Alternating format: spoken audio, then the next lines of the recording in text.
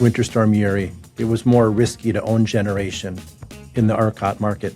Post Uri, it was even more important and less risky for us to now own generation, and it was more risky to rely on the market solely.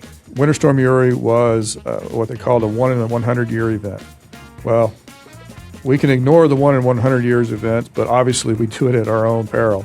We need to be prudent with our members' money, but we also need to reevaluate and recognize that from time to time the market is going to have its bumps and its challenges. Instead of leaning heavily on the market, we're going to lean less on the market and have steel in the ground, and ultimately we ended up acquiring a power plant, and then we're building another one. These are probably the most exciting times we've ever had in the power industry. Hello and welcome to The Energy Gang, a discussion show from Wood Mackenzie about the fast-changing world of energy. I'm Ed Crooks, and today we're going to be bringing you a special episode of The Energy Gang focused on Texas and on the lessons from the deadly Winter Storm Uri in 2021. That storm, which killed at least 276 people, exposed deep vulnerabilities in the Texas power system. It also became a turning point for some Texas utilities, which decided that they couldn't rely on the market alone any longer. One of those was Rayburn Electric Cooperative, which is based in Rockwall to the east of Dallas. And today we're going to be talking about how Rayburn responded, from financial innovation to supporting legislative change to acquiring and building new large-scale generation capacity. And I'm going to be asking what their experience tells us about reliability and resilience in electricity systems and how to meet the challenge of rapid load growth in the years ahead. To do that, I'm joined by David Naylor, who's Rayburn's President and Chief Executive. Hello, David. Welcome to the show. Good morning. Thank you. And also by Chris Addison, who's Rayburn's General Counsel. Hi, Chris. Good morning. So now, as you know, whenever we get new people on the show, we like them to get to talk a little bit about their careers in energy, how they got to the positions they now hold. And I was wondering if you could both do that for us. I mean, maybe David, to start with you, what's your story? How did you get to the role you now hold? So I was originally started out as a consultant in the power industry. I got a background in electrical engineering, and I spent 16 years as a consultant, worked my way up to managing consultant, and worked primarily with electric cooperatives, particularly the generation and transmission cooperatives like Rayburn. Rayburn was a client, and then about 15 years ago, they made me an offer I couldn't refuse, and so I came on board as the executive vice president, and then in 2017, I took over as the president and CEO at Rayburn. So I've been in the space about 30 years, or a little over 30 years now, and it's been quite a road. So having spent a long time telling other people how to do it, you started having to do it for yourself. It's easier to tell people how to do it than it is to do it yourself. Indeed. Tell me about it. Go ahead. And then, Chris, what about you? What's your story? Well, David made me an offer I wouldn't refuse 3 years ago. I had retired from an investor-owned utility in northern Minnesota. I had been there for 27 years and made a restop in the mining industry.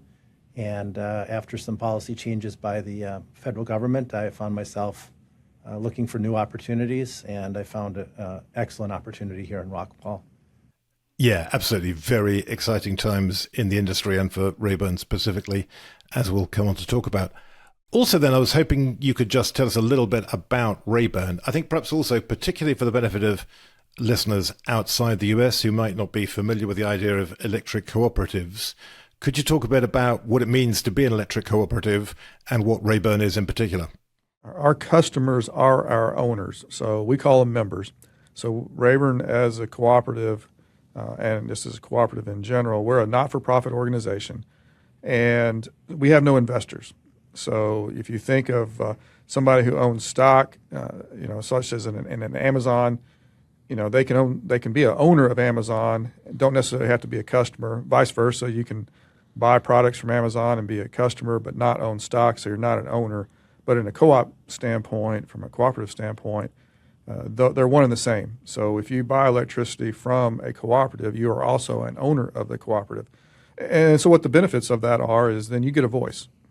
And you get to elect their board of directors, you get to participate in the process, and it's a lot more of a local control. So Rayburn as a cooperative, and we're a generation and transmission cooperative, so we're a wholesale provider of electricity. We buy electricity, we generate electricity, and then we deliver it to, in our case, we have 4 distribution electric cooperatives who then turn around and ultimately sell it to the retail consumer and their members. So that's who Rayburn is and what a cooperative is. As far as our territory, we serve about 16 counties north and east of the Dallas Metroplex. That's roughly 625,000 Texans that ultimately get served by Rayburn and its members. And probably a lot of people will have heard of ERCOT, the Texas grid operator there. How do you work with ERCOT then? How does it fit together? So ERCOT, essentially, they're the clearinghouse, if you will. They're also the monitor and the operator of the grid. So while Rayburn has generation facilities and we have transmission facilities, ERCOT, they're the ones who tell us how much to run. We'll submit bids. They clear the market. They'll also make sure they do whatever needs to be done to keep the grid operational. So, when it comes to reporting outages, they approve the outages to make sure that the grid stays safe and reliable, so you're not losing electricity. But they're essentially the police cop and then the clearinghouse for the market. Right, got it. Thanks. So, as I was saying, I really want to talk about Winter Storm Uri and everything that followed that. That was obviously a terrible disaster, really kind of put a spotlight on the power system in Texas and everything connected with it. We're now just coming up on the 5-year anniversary, aren't we? It was February 2021 when it happened. So very much, I think, in people's minds at the moment. Can you talk a bit about what that storm meant for you? How did that affect Rayburn? What was the impact on you? And what lessons do you think you learned from it? So I think, for Rayburn, this was certainly a seminal moment in our history. I think it's been the biggest event that we have seen basically since we started. We incurred 3 years of power cost in a 5-day period. So you talk about us having a significant financial impact on us. That was about as bad as it can get. We had our processes in place, 2 weeks out, and ended up, it being a lot colder than projected for a lot longer than expected, and the market kind of went crazy a little bit there. And then you had regulators step in, and so for us, it was a huge event that really required us to just refocus and reshift how we do business. Just to be clear then about that financial impact, that's because you're sort of caught between wholesale market prices on the one hand and, as you say, the distribution utilities that are serving individual customers on the other. And those wholesale market prices just went through the roof, right? They hit, I think it's at $5,000 a megawatt hour is the cap, and it went up to that cap for a protracted period of time. And as you say, that's how you could incur 3 years of cost in 5 days. Yeah, so I'll put some actual numbers to it. The market cap was $9,000 a megawatt hour, so that's $9 a kilowatt hour, and most of us are paying normally maybe 15, 20 cents at most per kilowatt hour at our homes. Just extremely high prices, and the Public Utility Commission of Texas set that cap to and had it stay at that cap for essentially that was 5 days. And so in Rayburn's case, we ended up being only 50% hedged or covered, and so we had 50% exposure to those market prices. And ironically, we were pretty well covered during the on-peak periods. We're 80% covered, and that during the day when normally prices are highest, but we were only 40% covered and in those off-peak periods overnight. And with the price being capped and staying at that cap, we got hammered during those overnight hours that normally are when your prices are the lowest. And so for Rayburn, we incurred about almost $1 billion worth of cost. And our choice was, do we pass that on to our members who are going to pass it on to their members? Because again, we have no outside investors, no other place to recover those costs. And so we just felt like we were going to, if we passed it on and kept passing on, we're going to put our members and those ultimate consumers in an untenable position.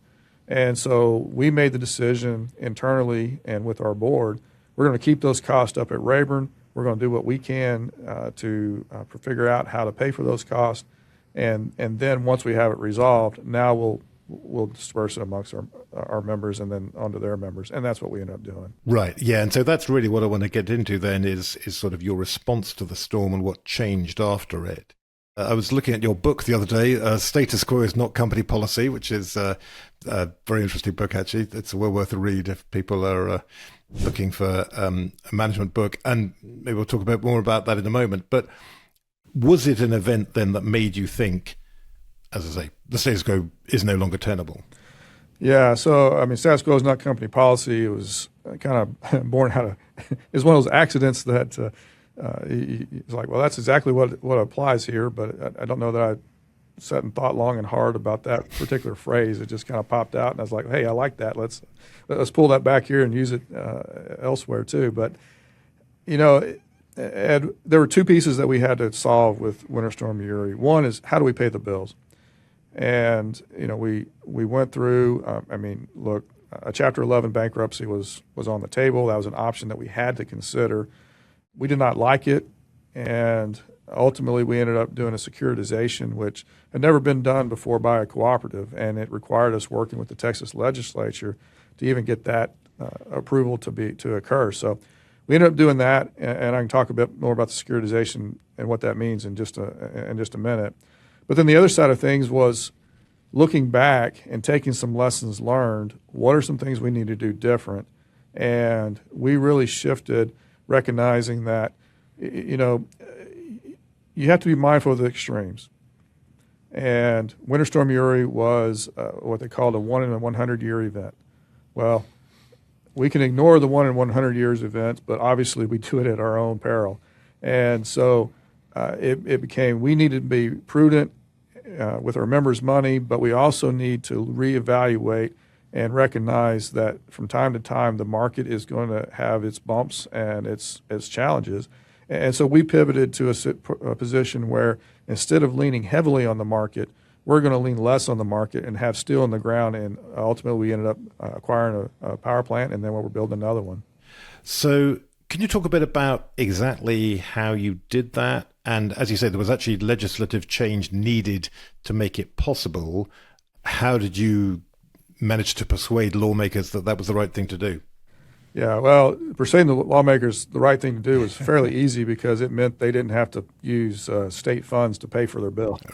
So that one became fairly easy. It's just a matter of getting it done. But securitization is a concept that had been used by investor-owned utilities for storms from time to time, but had never been applied to cooperatives, and cooperatives had never used that. And so as we were working with our financial advisors, this became an option that we looked at and said, well, you know what, we really don't want to file bankruptcy. This is a way for us to be able to pay the bills. And so the securitization is essentially, it's like a mortgage. And so we were able to take those costs, spread them out over 28 years, and make those payments smaller, if you will, because, again, I mean, like I said, we're spreading them out over 30 years, so it become a very much easier to pay than paying that $1 billion all at once.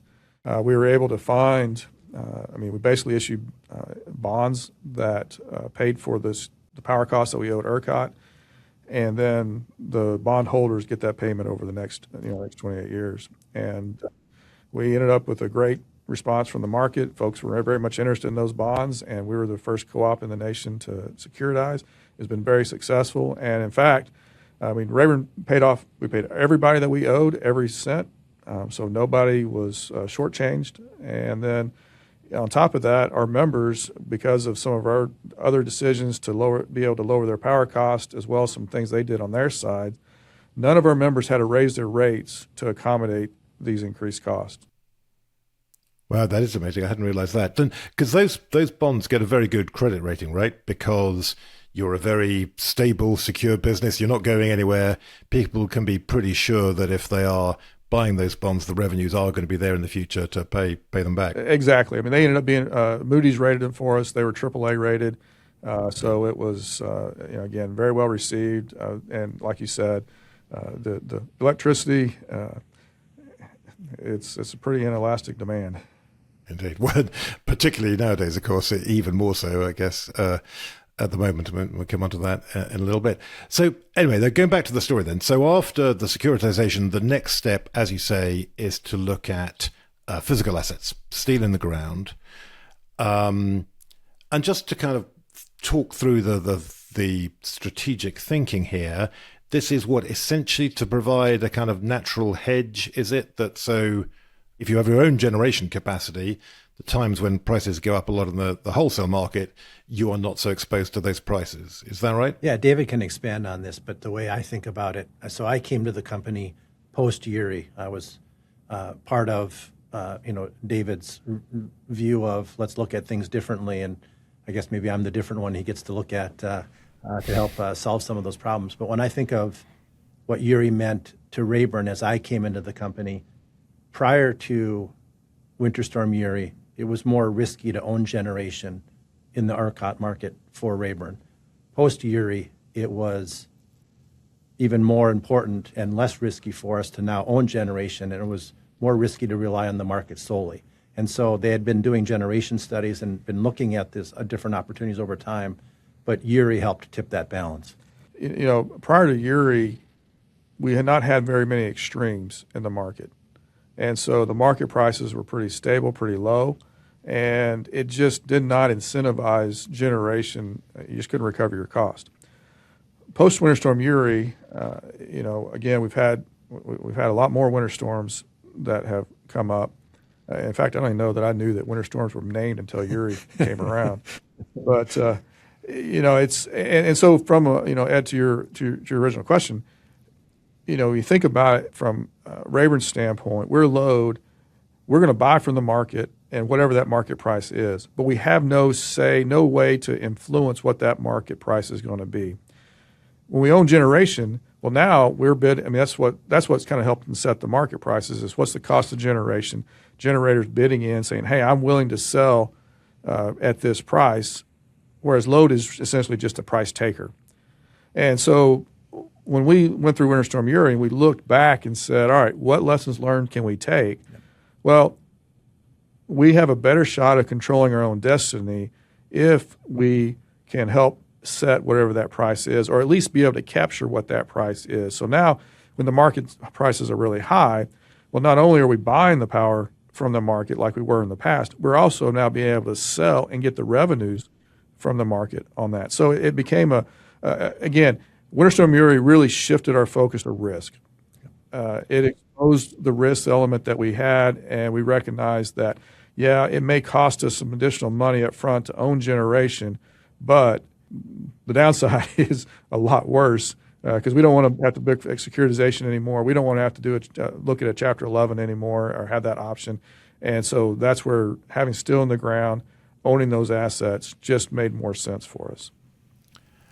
Right. No, that's really interesting. And just going back to something that you were saying then, Chris, in terms of the way that sort of risk calculation shifted. So you're saying kind of pre-Uri, the calculation would have been that it was riskier to own generation assets. What, just because you're tying up a lot of capital there, as you say, that's a big expenditure to have in steel in the ground.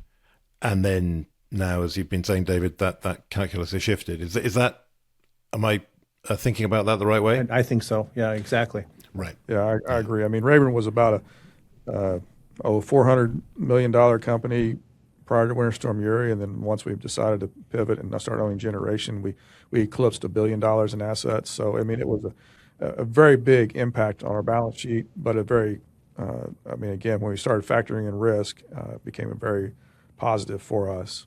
And one of the things then when I came into the company then is we also, using Winter Storm Uri in the rearview mirror, okay, what does risk mean to the company in total? So we've instituted an enterprise-wide risk management program.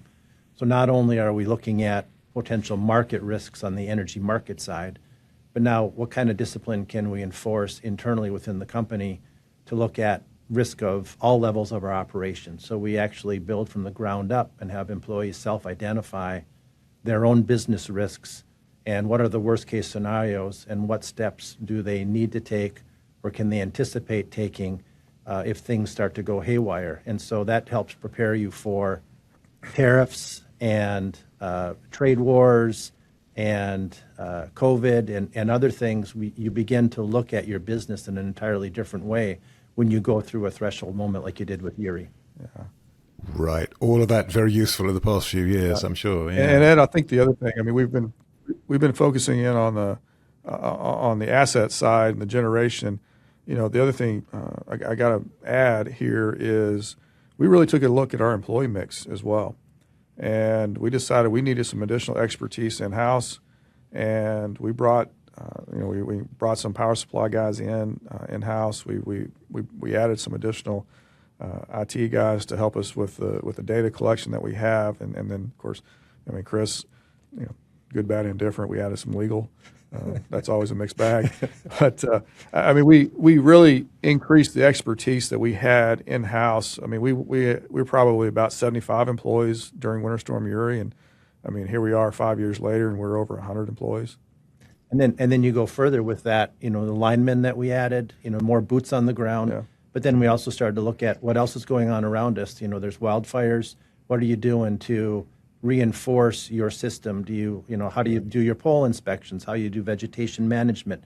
How do you anticipate weather and other events impacting your system and where you place people? What kind of mobile generators can you put in, acquire in advance so that you're ready for an emergency? So those are the types of things that David and the team really instituted to now what makes Rayburn better and more well-positioned for an event that can have some of the, maybe not the same breadth of impact of Uri, but still be significant impacts on Rayburn and its members. Right. Very interesting. And I think a lot of other people across the industry have been thinking along similar lines that, as you say, a lot of these kind of issues about physical risk and so on have really risen up the agenda in the past decade or so as things that people are very concerned about.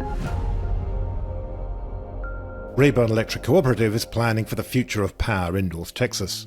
As electricity demand continues to climb, Rayburn is investing in large-scale generation resources that give its members more control over supply and system reliability. By pairing existing generation with new capacity arriving in 2028, Rayburn is building a stronger backbone for reliable power. These investments help fast-growing communities keep pace with demand and ensure the lights stay on during periods of high demand. Beyond power plants, Rayburn also engages in grid planning, policy development and market design efforts that help electric co-ops participate in statewide programs like the Texas Energy Fund. This work ensures that co-ops remain part of the solution as Texas builds the next generation of energy infrastructure. Rayburn Electric Cooperative. Member-focused, member-driven.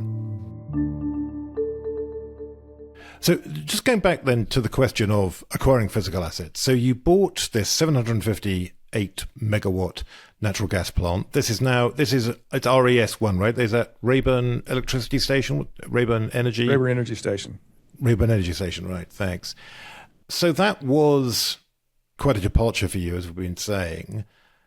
It was presumably just kind of coming into the time when natural gas power plants were pretty hot properties, probably even more so now. But even back then, there was presumably quite a bit of competition from other companies, other kinds of investors to buy that asset. How did you manage to be successful at that in, as I say, what was effectively your first time out trying to acquire that kind of generation capacity? I think what really captured the bid for us was, one, we had a fair price for the product. We evaluated it correctly. The second is the attraction that Rayburn and its cooperatives bring is we're load-serving entities. And so we don't have to worry about what's the market going to do to justify the asset. We say, look, this is something that we can use to serve our load. And again, for us, look, we're not for profit. That doesn't mean that we want high cost or that we want to lose money. But we can take certain risk with the idea of, hey, this is going to impact our members in a positive way. And so it's less about the profit and loss statement and more about what makes sense for our members. And so by being a load-serving entity, I think that really attracted the counterparty of that plant to say, look, these guys have some certainty into it. There's not a lot of risk, market, things that they're not likely to come back and do, these other things. And so I think we just made a better counterparty, and then ultimately we closed in July of 23. Got it. See what you mean. So again, it's really back to that point about having a natural hedge that by having both electricity supply and electricity demand, if you like, that having that hedge kind of reduces the risk on both sides of the equation, that the demand has guaranteed supply, the supply has guaranteed demand, if you like. It's more than just the asset, it's the people. So one of the things in due diligence, we talk about how did that asset perform during Winter Storm Uri and what kind of people are operating that unit. So if we buy that asset and we need to keep the people on board, are those good people? And they did a fantastic job during the storm to make sure that plant operated. And when we went to the plant and met the folks that run and operate it, we saw quality people that we wanted to be associated with and be part of Rayburn as well. Right. So you saw the good people, you liked the asset. As we've been saying, it was in large part a risk reduction strategy that led you to do that deal. What were the risks still that you worried about at the time, and how did you minimize them? I mean, were there concerns you had about things that could have gone wrong with it? Yeah. So, I mean, look, we're just, in some ways, we're changing one set of risk for another set of risk because now we own a power plant. And now we need to make sure, it's natural gas fired, so what's the natural gas supply situation for the plant? We talked about the people. We wanted to make sure we retained all the people, and we did. We got to make sure that maintenance is done. Because some of the utilities in Texas that got hurt hard in either other cooperatives, they got hurt hard during Winter Storm Uri. They had power plants, but they didn't run. And so we wanted to make sure that, hey, guys, in talking to our board, and let's make sure we're performing the maintenance. Certainly in our due diligence phase of acquiring that plant, we went through and checked all their maintenance records to make sure things were done. We talked to the manufacturer of the equipment, make sure all the agreements and everything are in order. So, that's where we shifted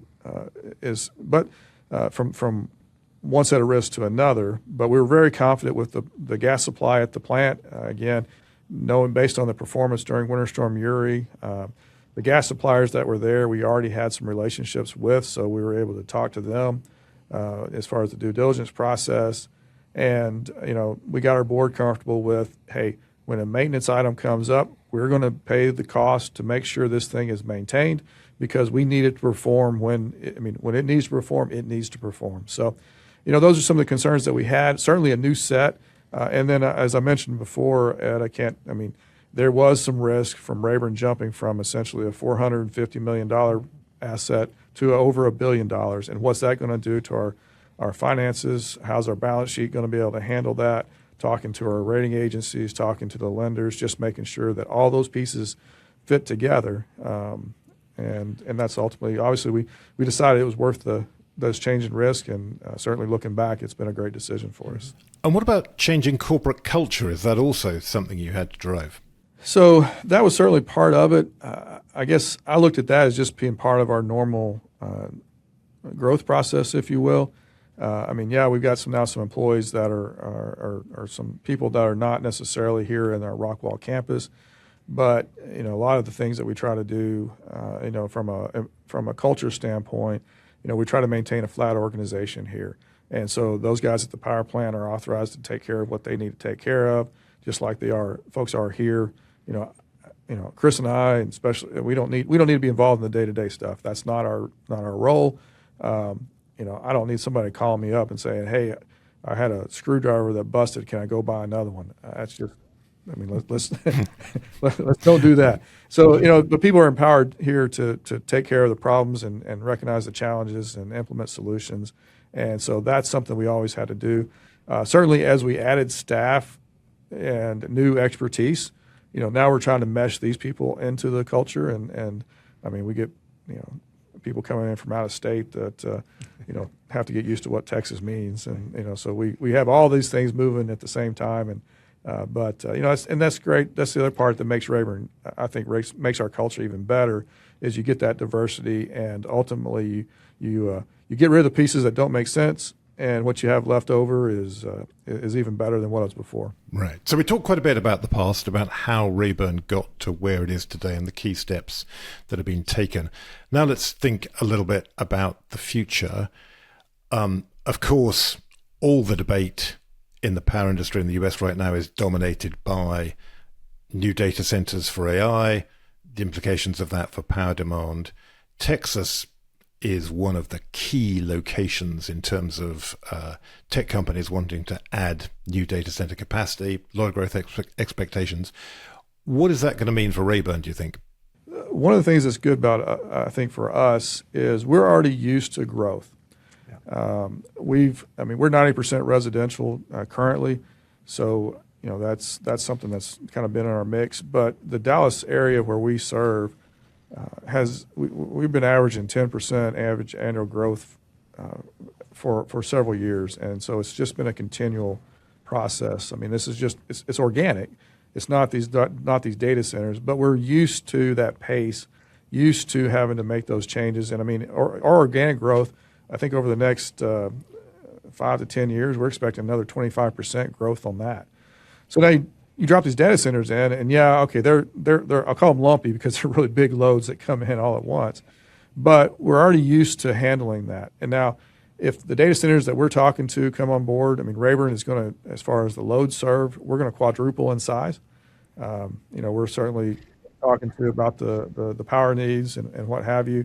But we feel this is something that is very doable, and frankly, we look forward to the partnerships with those guys. Yeah. Right, and to be clear about that, you're expecting 25% load growth over the next decade without any contribution from data centers. So data centers would be on top of that. Correct. Exactly. Wow, okay, right. So where does that 25% growth come from then? So, we've got a lot of folks that, corporations have, not too many years ago, Toyota moved their headquarters to the Dallas area, and so you've got, as the Dallas Metroplex continues to expand, it's coming into Rayburn's territory and the areas that our members serve.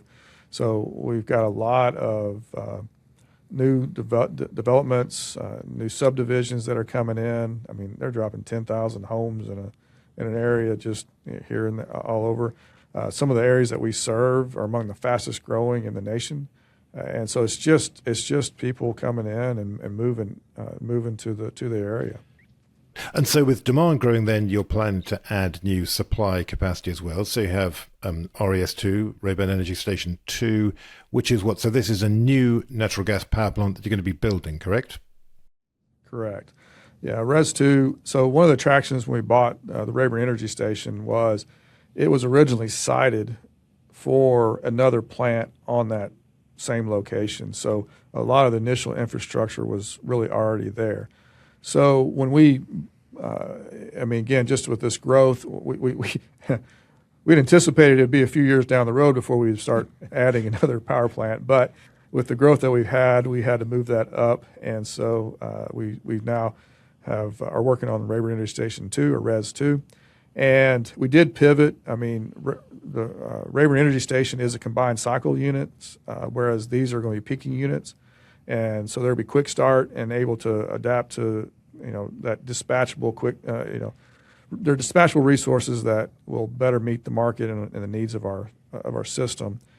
But we're talking about 570 megawatts of these peaking units, be 10 individual units there. And again, it's just to help us with that growth and be able to capture some of the benefits of the existing infrastructure we have.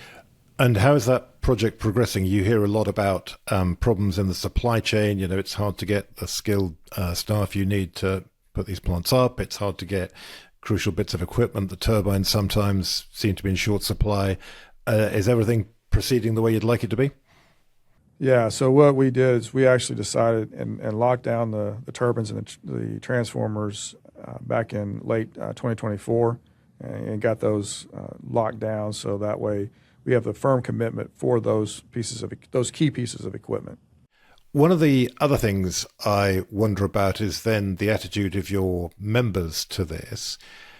Obviously, the question of power affordability is huge right now. It's very much risen up the agenda for everybody over the past year or two.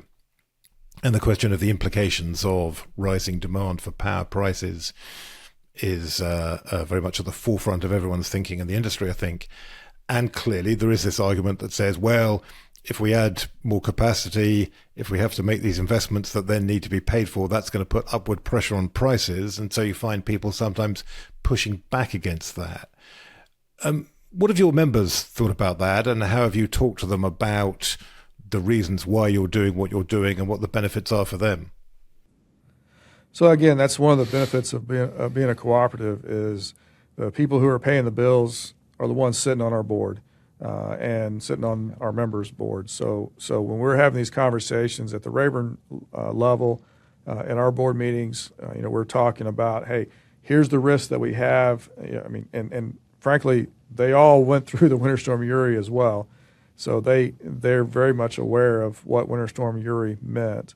And plus, they went through the Elliots and the Heathers and the other storms that we've had subsequent to that, which we've seen, hey, this has been great, and have added on to the exact reasons of why we acquired the Rayburn Energy Station and why we want to have the Res 2. So, we're talking about all that. We certainly have our cost projections that we provide.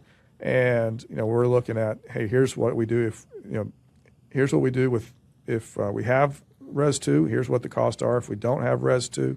And then Ed, one of the things that we're really starting to look at is probabilities. And we're looking from and I'm going to get way past my math background, but we're looking at, instead of just what's the expected value, we're looking at a stochastic analysis of what are the 5th and 95th percentiles, and what the ranges are, if you will, of if this happens, then costs may go here, and if that happens, costs may go here, and we want to be somewhere in the middle. So, all that being said, we have those discussions regularly. We'll go in and talk to our members and their boards as well to make sure that, hey, we got a strong buy-in of this does make sense, and we're all in agreement. One of the other things that is a little unique to the ERCOT market is outside of the cooperative and muni spaces, you do have customer choice. And so we follow those costs of what, those are in the competitive areas. And so that gives us a little bit of a benchmark as well. And I can tell you, our members are killing it. And we feel that we can continue to be that way with the addition, even though we're having to spend these costs up front. It protects us on the backside with the risk, and then it also gives us some cost certainty that we frankly didn't have before. So all that comes into play. We're very mindful of the affordability, and we want to make sure that that is we address that. And again, look, it's for Rayburn, it's our members' money, and we have to be good stewards. And ultimately, that's going to be our. That's our metric, and we feel that it checks all those boxes, and again, the board was very much supportive of this decision. To me, what David's answer highlights for what Rayburn is unique amongst cooperatives is the close alignment of the G&T Rayburn with its members.